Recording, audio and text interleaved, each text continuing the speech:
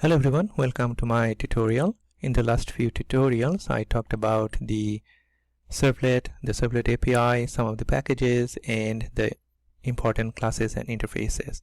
In this tutorial I'm going to talk about the form data. So in order to understand the form data, let's draw something on the board.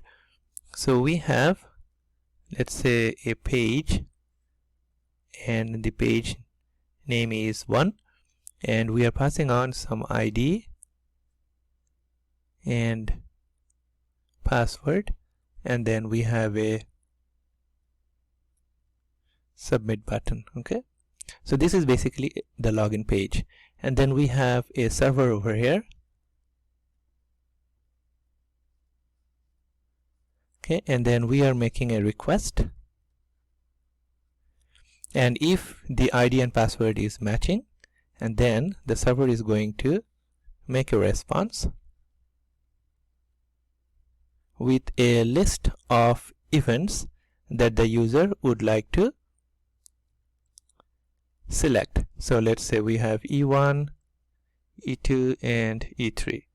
So the user is selecting this one and then making another request to, let's say, register for that event.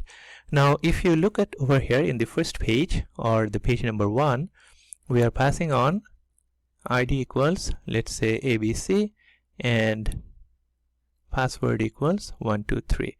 So this is the information we are passing on to the server through the request. And how is it being sent? The submit button is going to have a post method. So it is going to invoke the post method, and the post method is now being sent as HTTP request, and this information going to the server. So this is what we are calling the form data, and the way or the method that we are sending through is the post method. Okay, now you can see that this is coming as a pair, which is key and then the value. So in this case the key is ID and the value is ABC. The key is pass and the value is 123. Okay, now whenever we are sending this as a post method, all these information are attached to the body. But let's say that for the second page the user is selecting this one, the E1, and then the key value is event name is E1. Okay, so this is the key and then this is the value, and this key value pair is being attached to the URL. Okay, so that means if it is a get, let me write it over here. So if it is a get method, in that case the key value pair is being attached onto the URL, but on the post it is attached to the body of the message. So now let's get into the slides and we can learn more. So form data, about the get method, this is the default one, and as I said, like, user information appended to the page URL at the top. And if you look at over here, you can see that this information, key value, key 1 equals value 1 and key 2 equals value 2, are being appended on the URL, so anyone can see this. So that means this is not a very good option to send your user ID and password through a get method. The get method can only be used whenever you are going to send some trivial or ordinary data, and there is always a limitation to that. That means you cannot use, or you cannot append as many information as you want, and the information are being separated by a ampersand. Okay, so that's about the get method. Now if we look into the next slide, that's about the form data post method, and it says that appends form data inside the body of the HTTP request. Data is not shown on the URL and has no size limitation, and this is more secured. Alright, So now let's move into the next slide, which is the parameters and attributes in servlets. So we already discussed about the parameters and attributes. So a parameter used by client requests. Also parameters can be set during the web.xml as initialization parameters. Servlet init parameters and context init parameters are set through the deployment descriptor, which is called the web.xml, or their corresponding annotation. So we know that we can set the parameters so two ways. The first one is the annotation and the other one is the web.xml. Parameters are string objects and parameters are read-only.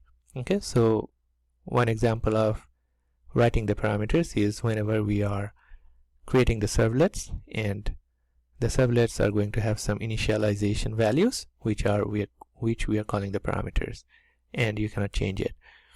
And then the attributes are objects that are attached based on the scope of request response. Attributes can be of any object type. Attributes are read-write types, so that means you can change it. So that after that it comes to some of the methods that we need to know.